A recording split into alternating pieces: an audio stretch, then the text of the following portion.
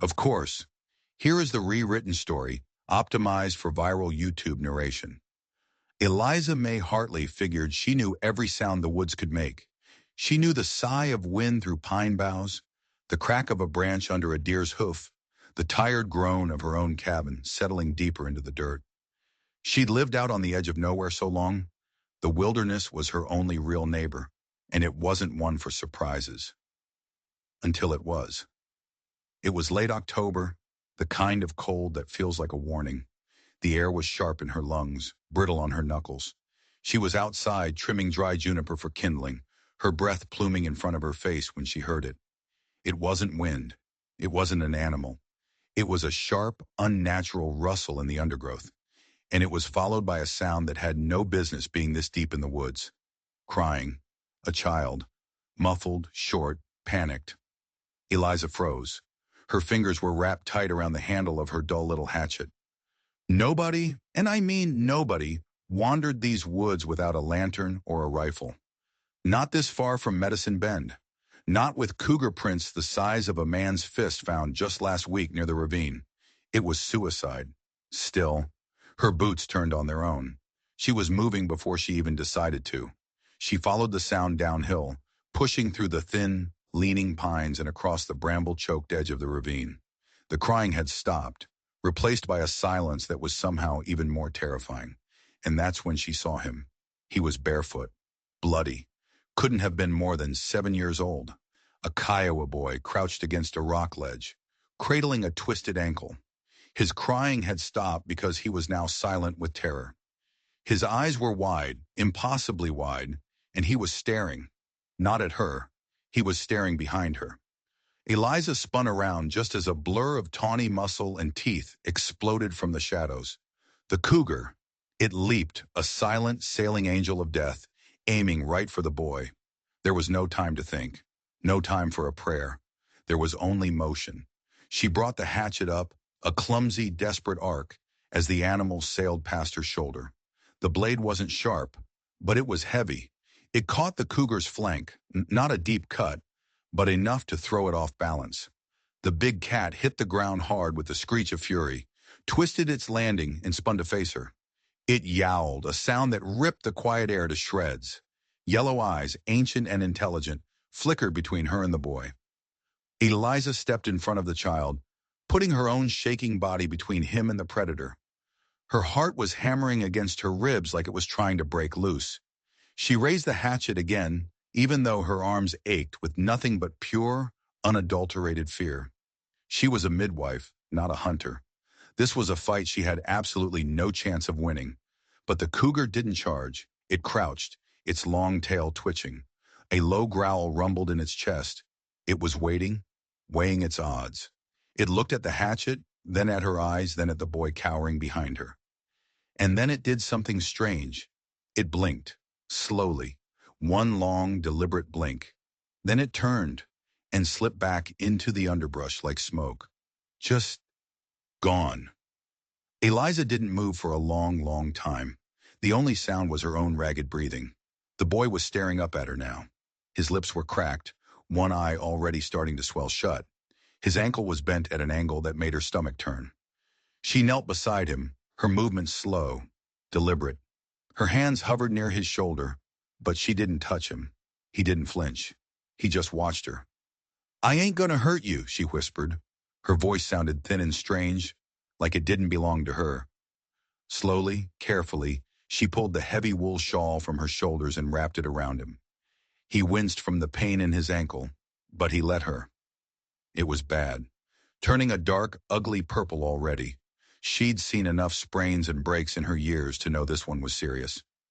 "We gotta move," she said. He didn't answer. He just blinked. What do you think was going through that little boy's mind? He'd just been hunted by a cougar and saved by a strange woman with a hatchet. But the look in his eyes wasn't just fear. It was something else. Something older. It took her the better part of an hour to get him onto her back. He was light, but the climb back up the hill was brutal. She stumbled through pine needles and over tangled roots, her lungs burning, every muscle screaming in protest. The boy never spoke, not a single word. But he held on. his small fingers clutching her collar with a surprising, desperate strength. By the time she got him inside her little sod house, the sun had vanished behind the ridge. The world was sinking into a deep, cold purple. She lit the oil lamp, its flickering glow pushing back the shadows. She gently bathed his bloody feet and put a kettle on the fire. All the while he just watched her with those ancient eyes, eyes that had seen far too much for a 7-year-old. She cleaned his scrapes and wrapped his swollen ankle as tight as she dared. He needed rest, food, warmth. "I'm Eliza," she said gently, not really expecting a response. "Eliza May Hartley. You don't need to talk. Just rest." Still nothing. The silence in the cabin was thick, heavy. It was just the two of them, the crackling fire, and the immense, watchful dark outside. She set out an extra blanket for him near the hearth, folded her own coat to make a pillow for his head, and then sat down in her rocking chair. She kept the hatchet on the floor beside her, just in case. Outside, the night pressed in. The wind had picked up and it moaned around the corners of the house like something in pain. She looked over at the boy. He was already asleep, a deep, exhausted sleep, the kind that comes only when a body knows, deep in its bones, that for at least a few hours it's finally safe. Or so she thought. The truth was, the danger hadn't passed. It had just changed its shape, and it was already on her doorstep. Morning came cold and gray, the world wrapped in a thick mist that rolled in from the east. Eliza brewed some strong chicory coffee and watched the boy sleep until the first weak sunlight broke through the pines. He stirred just after dawn, sitting up slowly. His eyes swept the small room, not with fear, but with a strange, calculating intensity. He took in every detail: the worn wooden table, the pot on the hearth, the hatchet still resting by her chair. Then his gaze landed on her. She offered him a mug of warm milk with a splash of molasses. He took it with both hands, drinking slowly, deliberately. He still hadn't said a word. "You got a name?" she asked, her voice soft. Silence. She tried again. "You from the South Band? Or further west?" His gaze didn't waver, but it gave no answer. It was like talking to a stone wall. "You don't have to speak," she said, trying to keep the frustration out of her voice. "But I'll need to know what to call you, just until I can get you home." He set the mug down on the floor with a soft click. He looked at her, then pointed a small, dirt-stained finger at his own chest. "Little Hawk," she guessed, speaking the Kiowa word slowly. For the first time, his expression changed. His lips parted just slightly. It wasn't a smile, not really. It was something else. Something knowing. He shook his head once. No. Then he lay back down, pulled the blanket up, and turned to face the wall. The conversation, if you could even call it that, was over. Eliza sighed. She sat with him for a while longer, the silence stretching between them. Around noon, she stepped outside to chop some more wood for the fire. The air was still cold, the mist clinging to the trees. The world felt muffled, quiet. It wasn't until evening, as the sun began to set, that she noticed it. She was walking back up to the cabin, her arms loaded with firewood, when something on her porch stopped her cold. It hadn't been there that morning. She was sure of it. A line of stones. 7 small, smooth, gray pebbles. They were placed in a perfect half circle, right in front of her door. This wasn't random. This wasn't the wind. These had been placed here, deliberately. A chill, colder than the October air, snaked its way down her spine. She dropped the wood and stumbled back inside, her heart pounding. She bolted the door, something she never did, and rushed to the window, peering out into the deepening gloom. They knew. Whoever he'd come from, whoever was out there, watching, they had been here, right on her porch. She looked over at the boy, still curled up by the fire, fast asleep. And for the first time since she'd faced down that cougar, she felt something colder and sharper than fear.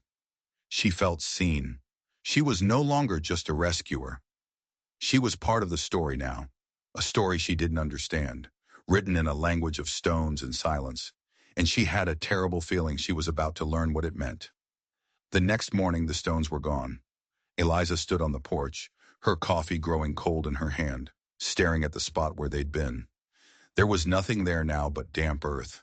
No footprints, no markings, nothing but the whisper of pine needles shifting in the wind. For a wild second, she wondered if she'd imagined it, dreamt it all in a fit of fear and exhaustion. But she hadn't. She turned and saw the boy, sitting up inside, watching her through the half-open door. He was already awake, and the look on his face told her everything. He knew. He knew who had come, and he knew they had left. She walked back inside, her boots making soft sounds on the wooden floor. She knelt by the hearth, not looking at him directly. "You didn't leave those stones," she said. It wasn't a question. He didn't answer, of course, but something in his gaze flickered, a little spark of confirmation in the deep, silent pools of his eyes. So they had come.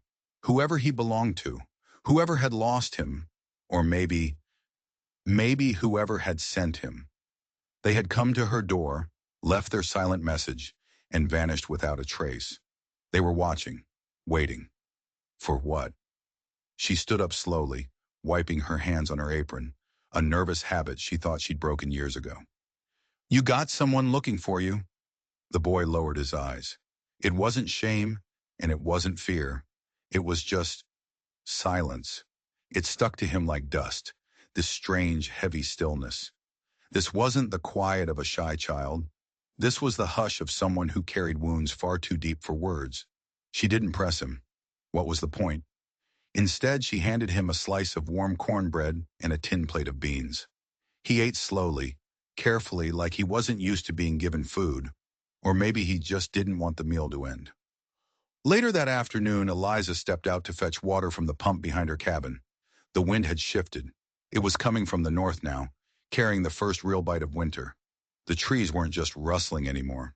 They were creaking, their old branches groaning under the strain. A bad sign. She filled her bucket, the pump handle squeaking in protest.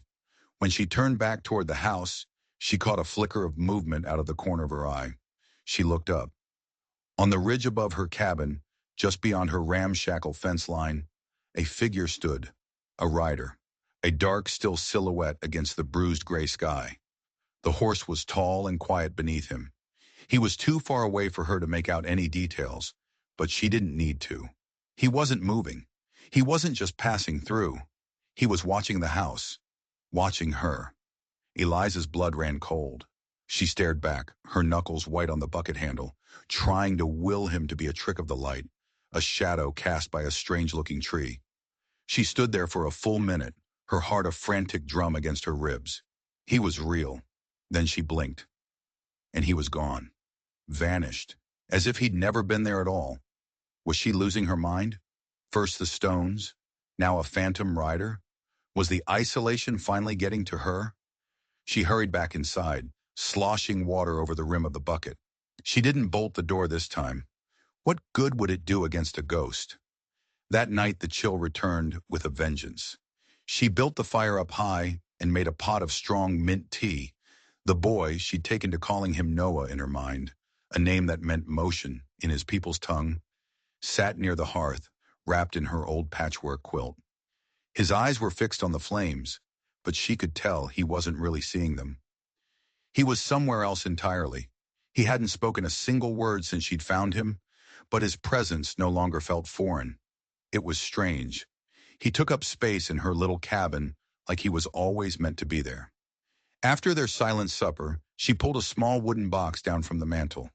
It held the few broken pieces of her old life, a handful of mismatched buttons, a tarnished silver thimble, a pocket watch with a cracked face, its hands frozen forever at 2:15, and at the very bottom, a faded photograph.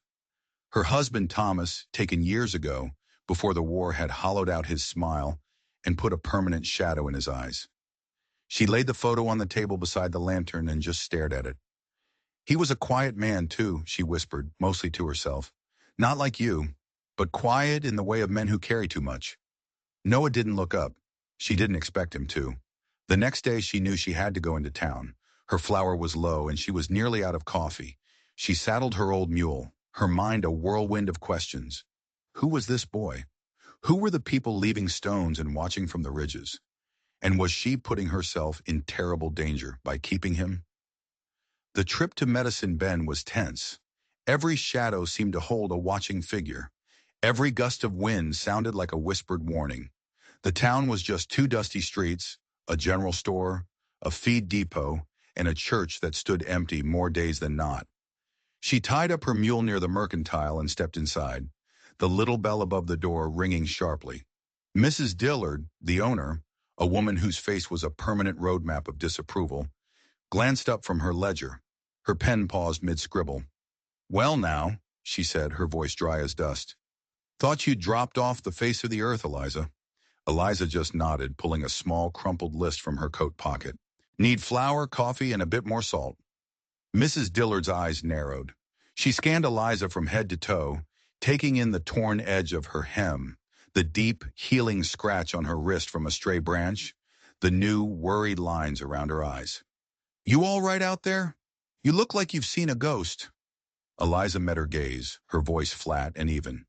"Maybe I have."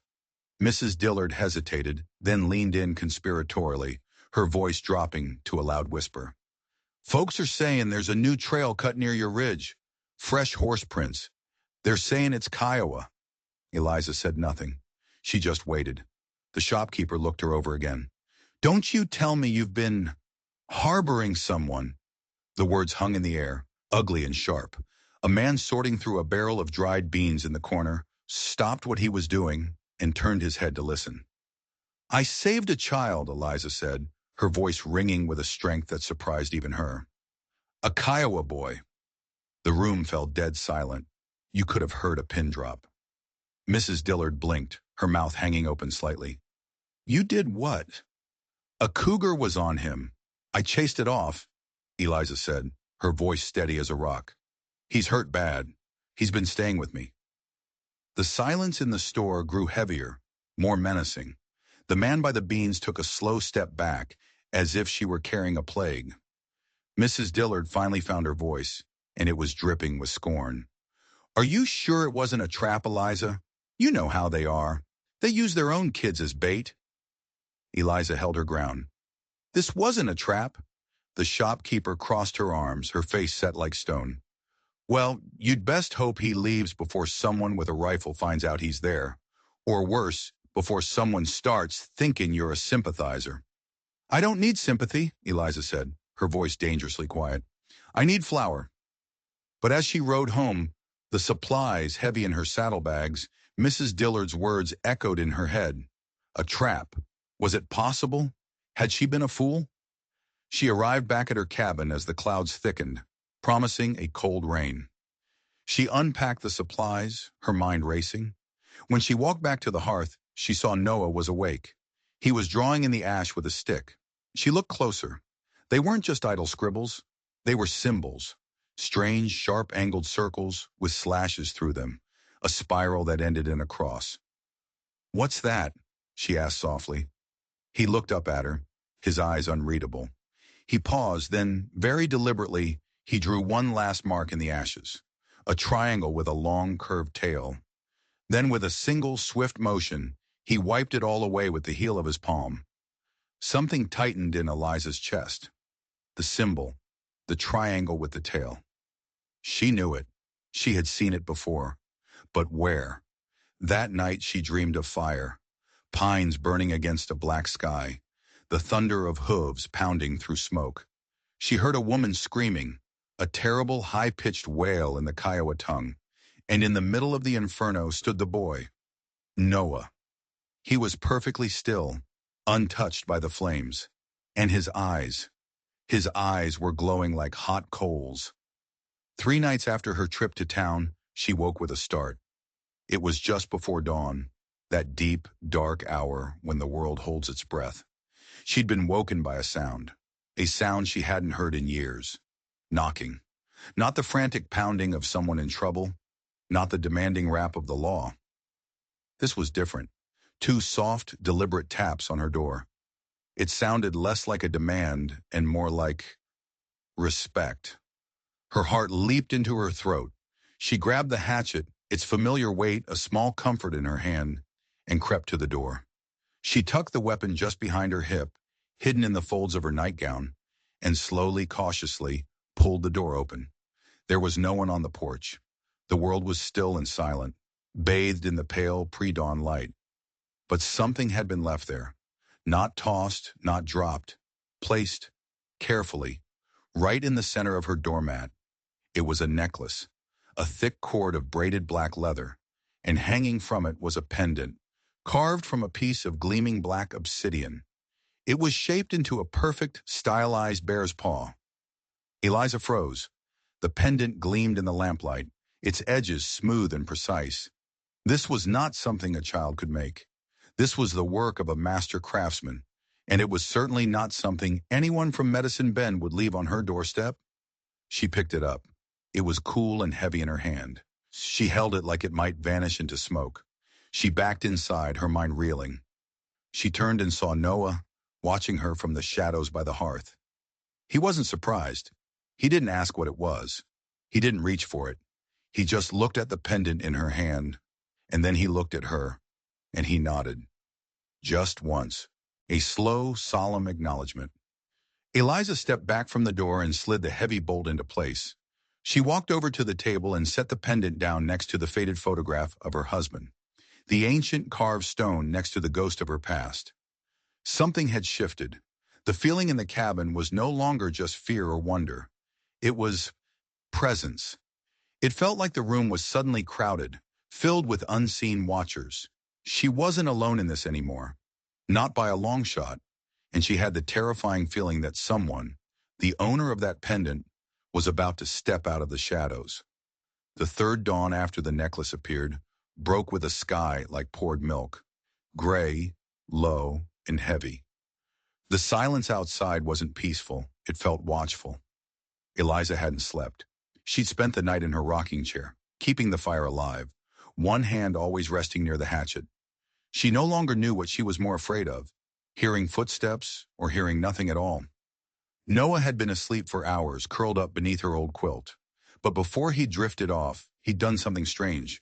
He'd reached out and rested one small hand near the obsidian pendant she'd left on the table, like he was guarding it or drawing comfort from it. And then she heard it.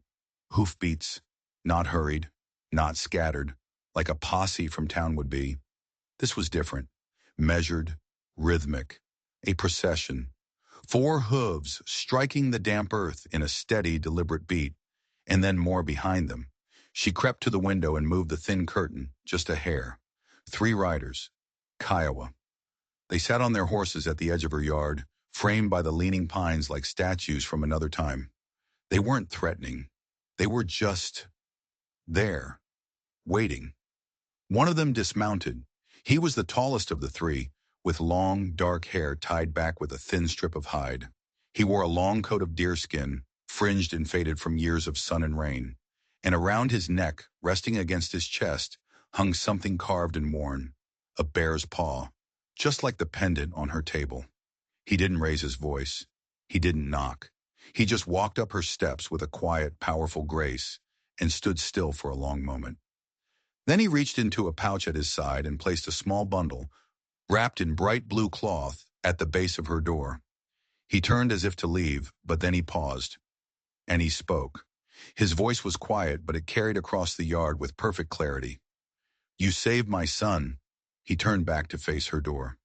"May I speak to the woman who stood between him and the mountain lion?" Eliza's breath caught in her throat. She couldn't move for several seconds. Finally, her body obeyed her mind. She unbolted the door and opened it slowly. Not all the way, just enough to see his eyes. They weren't hard. They weren't angry. They weren't even questioning. They were just steady as the mountains. The blue bundle sat on the step between them. She glanced down at it, then back up at him. "He's your boy?" she managed to whisper. The man nodded. "His name is Noah." Little Hawk, the name she had guessed. Her mind was spinning. "I didn't know what else to call him," she said, her voice barely audible. "He didn't speak." "He has not spoken in over a year," the man replied, his voice calm and even, "until 3 nights ago." Eliza's breath hitched. He continued, his gaze unwavering. "He said one thing. She did not run. That is all." The quiet between them deepened. It wasn't a cold silence anymore. It felt sacred. "My name is Gray Fox," he said, "and in our way, when a life is given back, a thread is made, not just between those who live, but between those who watch from the other side." Eliza swallowed hard, her throat suddenly dry. "You mean his mother?"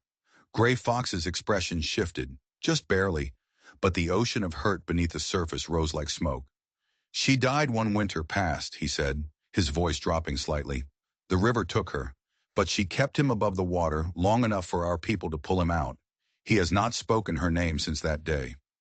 He looked past Eliza then, his gaze fixed on the small window where the child, Noah, now stood in the shadows watching them. "Today," Gray Fox said, a new warmth in his voice, "he remembers." Eliza didn't know what to say. What could she say to that? She opened the door wider, an unspoken invitation. It wasn't about politeness anymore. It was something deeper. He bowed his head slightly, a gesture of profound respect, but he did not step inside. "My people have set up camp, not far from here. We ask nothing from you, but we ask that you come. Share our fire. Be seen." Eliza looked from the father's steady gaze to the son's silent face in the window. The boy who had not spoken in a year. The boy who had broken his silence for her. She looked at the bundle on her step. A gift. She looked at the pendant on her table. A promise. She had stumbled into the middle of a story much larger and older than she could ever have imagined. And now she had to decide if she was going to turn back or walk forward and see how it ended. She nodded once. They rode slow. Noah sat behind her on her old swayback mule, his small arms wrapped gently, trustingly around her waist. His presence was a warm weight against her back. Gray Fox and his two companions led the way, their horses moving with a silent, sure-footed confidence. They followed a narrow trail she'd never known existed, skirting the ridge where she'd seen the phantom rider, dipping down into a stretch of high grass that opened into a shallow basin, flanked by ancient stones and ash trees. And there, tucked into the lee of the hills, safe from the wind, was a small encampment. 4 lodges made of hide and wood, with thin curls of smoke rising from their peaks. Women moved between them with a quiet, purposeful grace. Children played near a shallow, chattering stream. No one looked startled to see her. No one stared. As she rode in, a few people glanced up, their expressions calm and curious, and then they returned to their tasks. It was the opposite of the hostile, prying eyes of Medicine Bend. Gray Fox dismounted and offered a hand to help her down. She hesitated for a moment, then saw the simple kindness in the gesture, and accepted. Noah slipped off the mule's back without any help. He didn't run. He didn't shout. He just walked, with a steady purpose she'd never seen in him before, straight toward one of the lodges. An older woman, her hair in 2 long, silver braids, was standing in the doorway, waiting. When she saw Noah, she knelt, not out of weakness, but out of overwhelming love and welcome. And the boy, the silent, watchful boy, went straight into her arms and buried his face in her shoulder. Eliza stopped a few paces away, feeling like an intruder. Gray Fox came to stand beside her. "That is Washa," he said softly, "his grandmother." Eliza just nodded, a lump forming in her throat. Will he stay with her now?" "If he chooses," Gray Fox said. He looked at the boy, now holding his grandmother's hand, and then he looked back at Eliza. "But I do not think he came here only to return." What did that mean? Around the central fire, 3 other older women waited. Their faces were lined with wind and sun, maps of long lives lived under an open sky. They offered Eliza a seat on a soft buffalo hide and served her warm roasted meat and a kind of fried dough that was light and earthy. No one asked her name. No one asked why she came. They didn't pepper her with questions. They just made space for her. At one point, one of the women, the one with the kindest eyes, reached out and gently touched Eliza's cheek. She whispered a single phrase in the Kiowa language and then added in broken English, "Thank you." Nothing else. But for Eliza, it was more than enough. She sat there for hours listening to the rhythm of their speech, a language she only half understood but fully felt. She watched the easy way they interacted, the way one woman laughed when another offered a sharp word, the way the children slowly circled closer to her, not shy, just cautious and curious. The earth felt solid beneath her boots. Not borrowed land, like her little homestead, but land that held the bones of their ancestors. After a while, Noah came and sat beside her. He didn't say anything. He just stayed near. And then his small hand found the sleeve of her coat, and he didn't let go. Later, as the sky turned from gold to a deep bruised purple, and the firelight threw long dancing shadows, Gray Fox came and sat across from her. He spoke low, his voice a quiet rumble that seemed to blend with the crackling of the fire. In our way, he said, a child may choose a mother, even if she is not of his blood. Eliza's heart skipped a beat. She didn't speak. He has not chosen anyone since the river took his first mother, Gray Fox continued, his gaze intense. But today he brought you to us. She swallowed hard. I didn't do anything noble.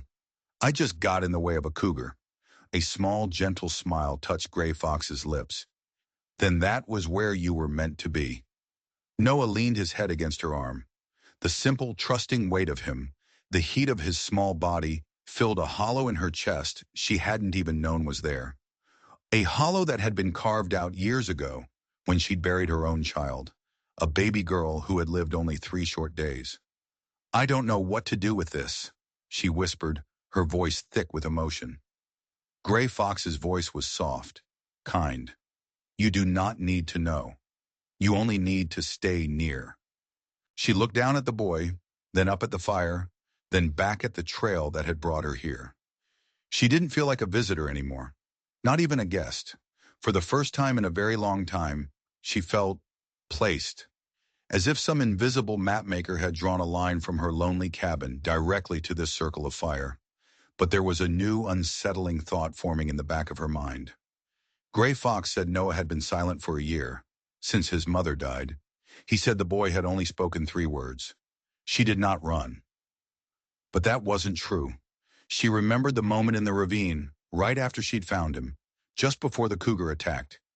He'd been staring behind her, his eyes wide with terror, and he'd whispered a single word, a word she'd dismissed at the time as the babbling of a scared, injured child. But now she wasn't so sure. What if it wasn't babbling? What if he'd been trying to warn her? The stars blinked open above the ridge, like old eyes waking slowly.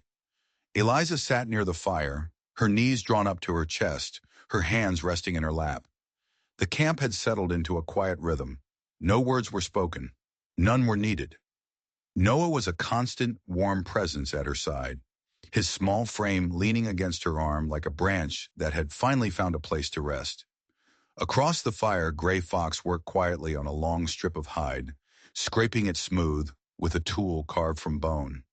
His hands moved with a familiar, practiced purpose, but his movements didn't disturb the profound silence between them. It wasn't an empty silence. It was full of everything they weren't saying. After a while, Washa, the boy's grandmother, came and sat across from her.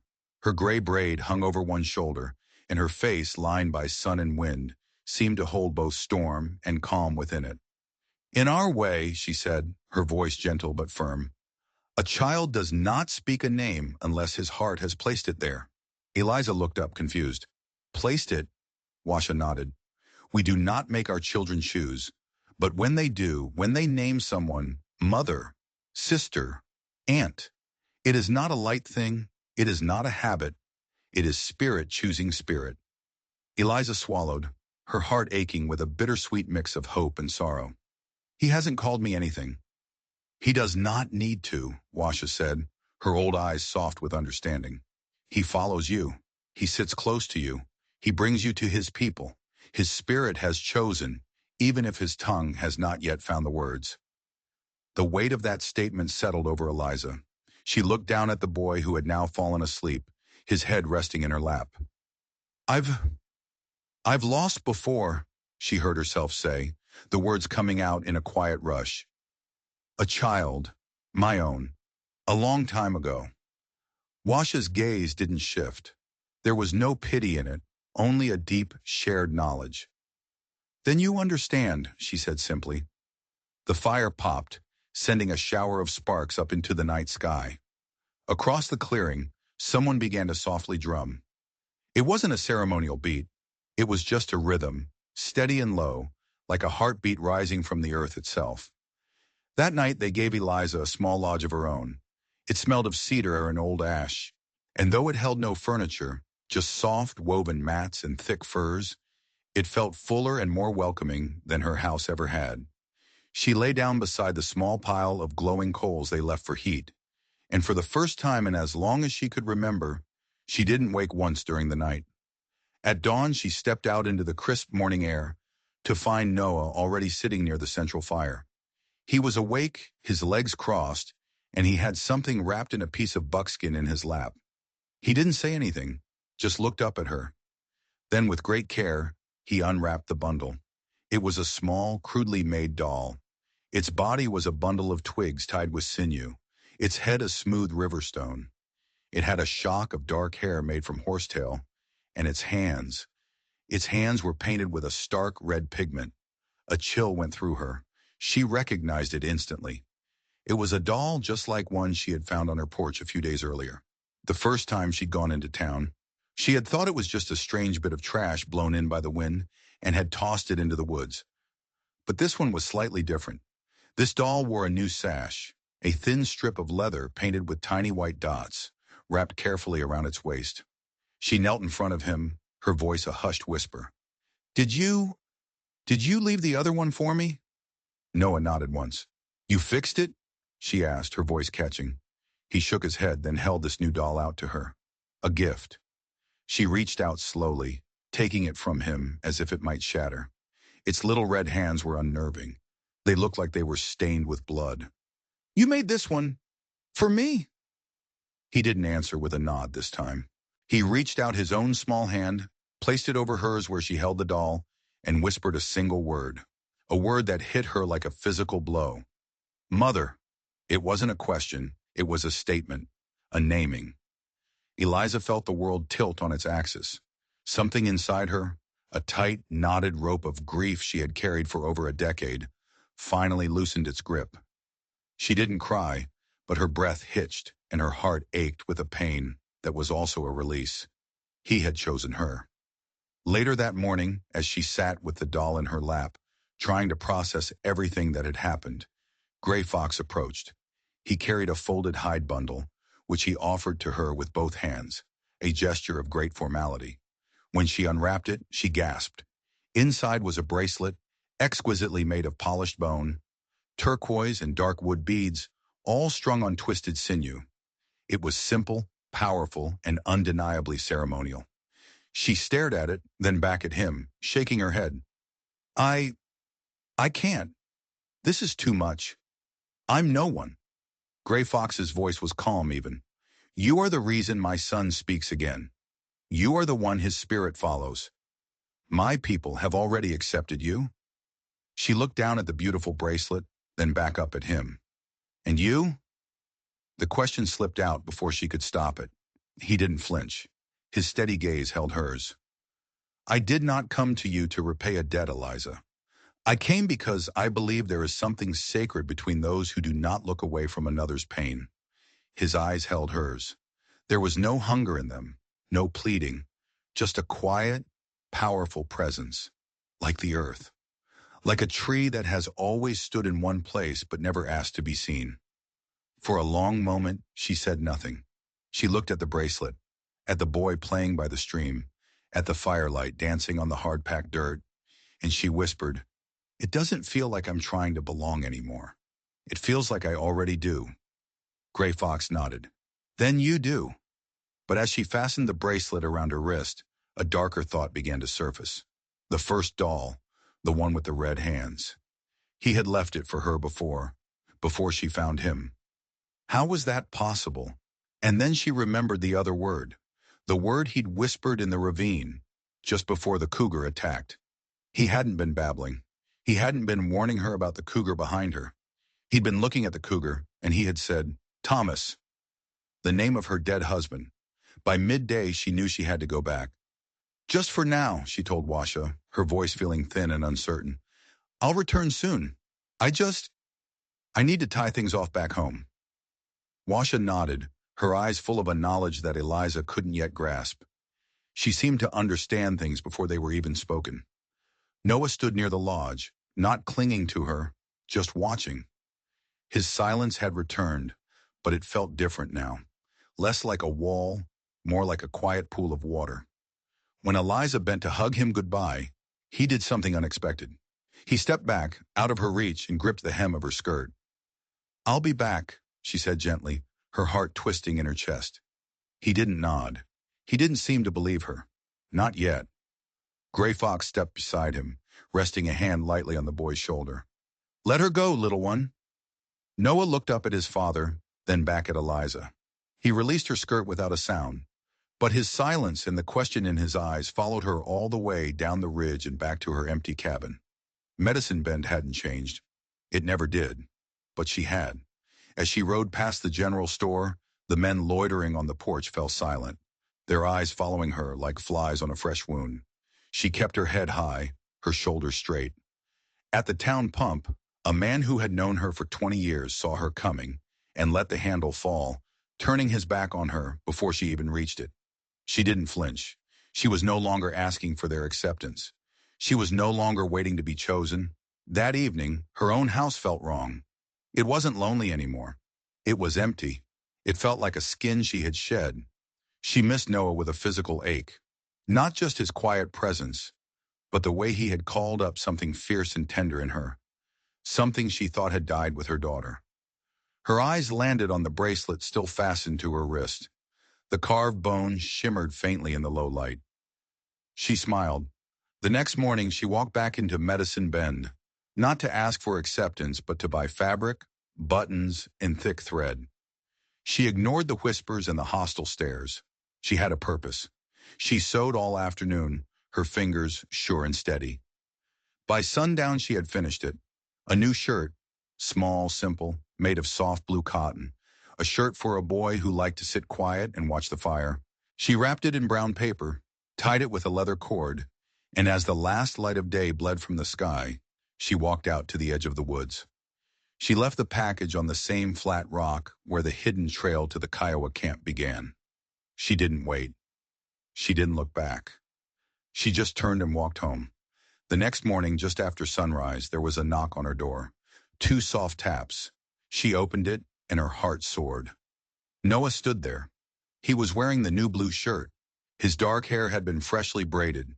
His feet were dusty from the trail, but he stood tall and proud. In one hand, he clutched the little doll with the red hands.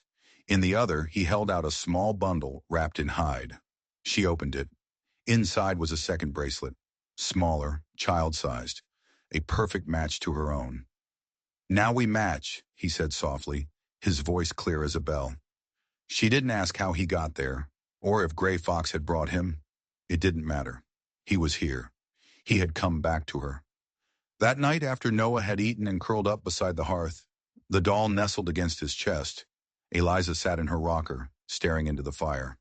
It felt like all the questions she was too tired to ask were dancing there in the flames. How could he have known her husband's name?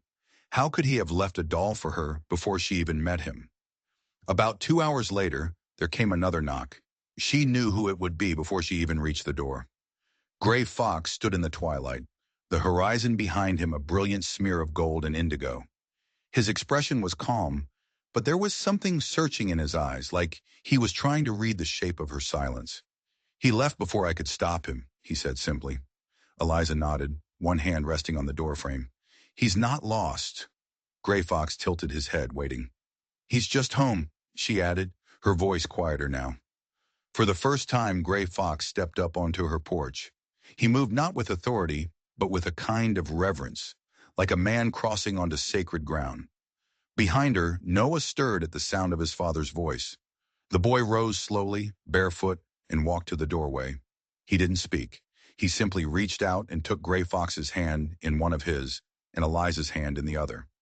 He stood between them, a small, solid bridge connecting 2 worlds. The man knelt, brought his forehead to his son's, and held it there for a long moment. No words passed between them, but something did. a kind of forgiveness, or maybe just a knowing. When Gray Fox rose again, his eyes found Eliza's over the top of the boy's head. "You have done more than save him," he said, his voice thick with an emotion he couldn't hide. "You have given him back something I thought we had lost forever."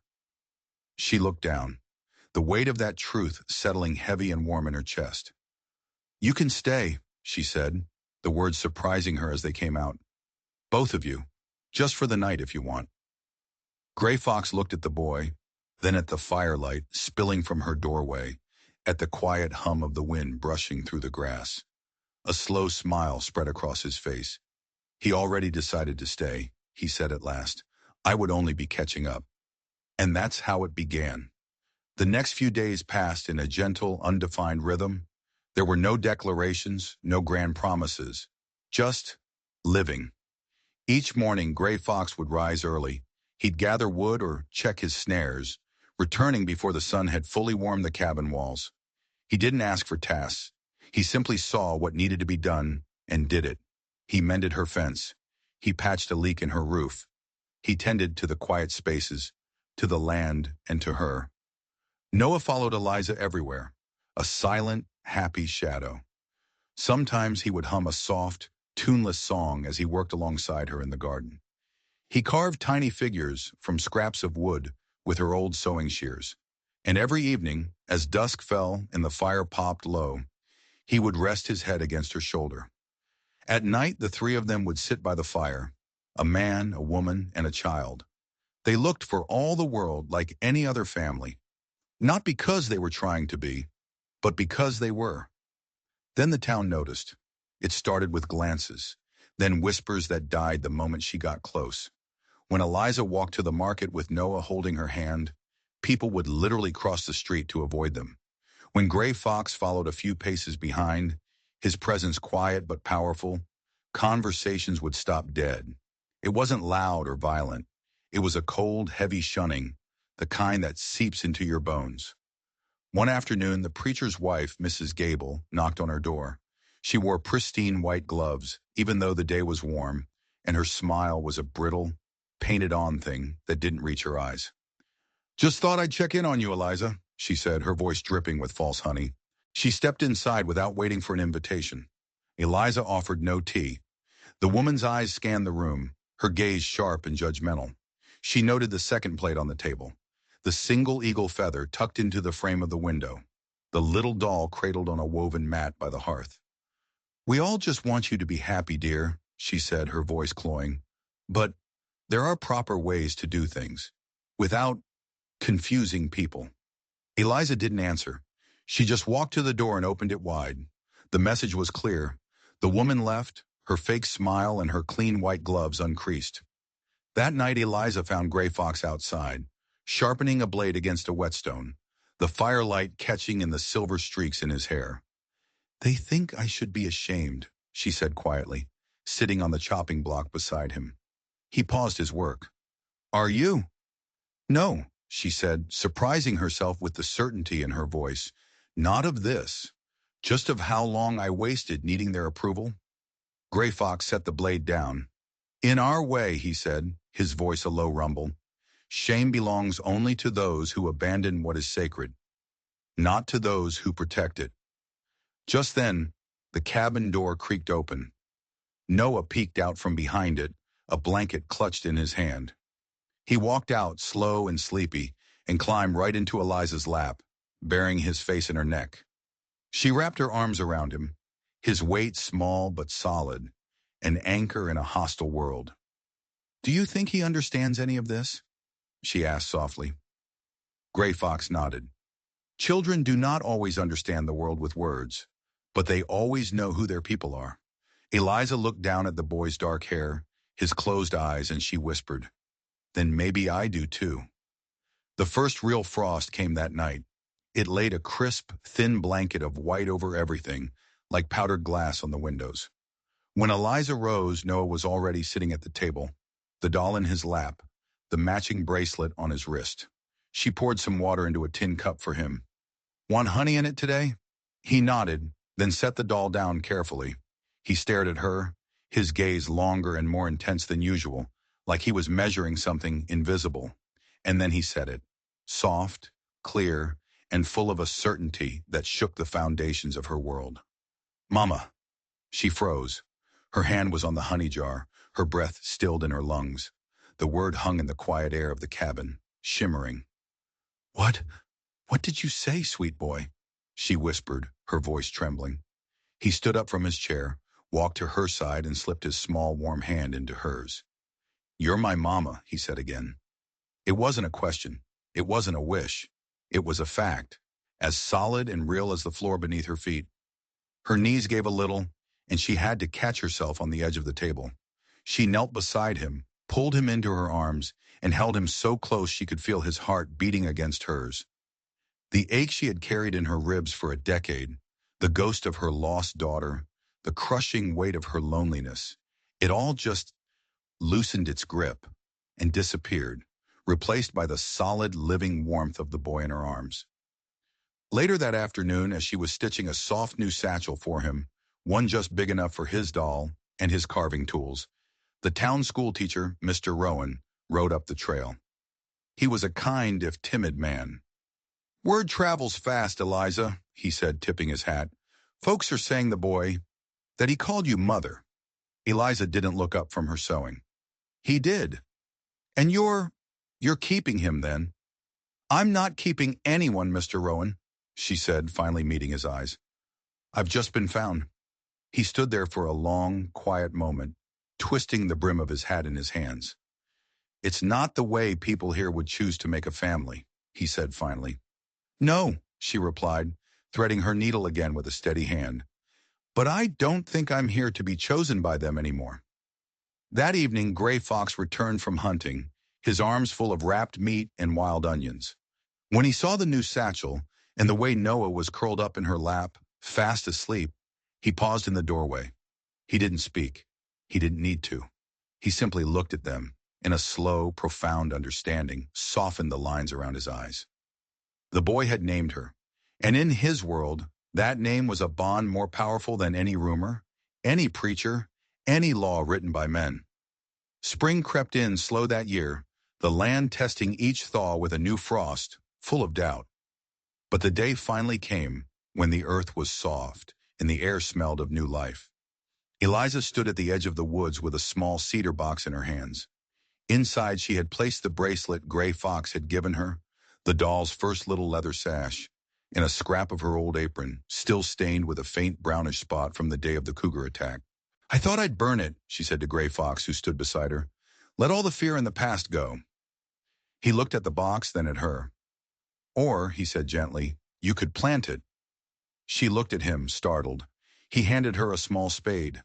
Together, the three of them found a small clearing near an old sycamore tree. They dug a narrow hole, and Eliza placed the box inside. Noah pressed his small hand into the dirt as they covered it back up. Now it can grow into something better, the boy said with the simple wisdom of a child. Eliza kissed the top of his hair, and for the first time she knew, deep in her soul, that she hadn't just saved a life that day in the ravine. She had become part of one. She hadn't just found a new family. She had been found by it. That night they sat by her hearth. There was no ceremony, no audience. Just a simple meal of beans, cornbread, and warm, comfortable silence. Gray Fox lifted his tin cup toward her in a silent toast. In our language, he said, his voice low and steady, there is a name for someone who walks into a fire and does not turn away. It means the one who returns fire with open hands. Eliza smiled, a real, genuine smile that reached her eyes. Sounds a little too grand for me. It is the name my son gave you, he replied, his gaze unwavering. If you will carry it. She looked at the boy, curled up and content by the fire. She looked at the dancing flames. She looked at her own hands, hands that had once been empty and were now full. Then let it be mine, she said. Outside, the wind moved through the tall grass, but it no longer sounded like a warning. The town of Medicine Bend hadn't softened, but it no longer mattered. Inside the small cabin, a woman, a man, and a boy had found what the town could never offer. Not just a place to stay, but a place to belong. Thank you for joining me on this journey. Stories like Eliza's remind us that family isn't always about the blood you share, but about the people who show up when you need them most. If you enjoyed this story, do me a favor and hit that subscribe button. We have a lot more strange, dark, and mysterious tales to share with you. And leave a comment below. What do you think was the real reason the cougar backed down? I'd love to hear your theories. Until next time, stay safe out there.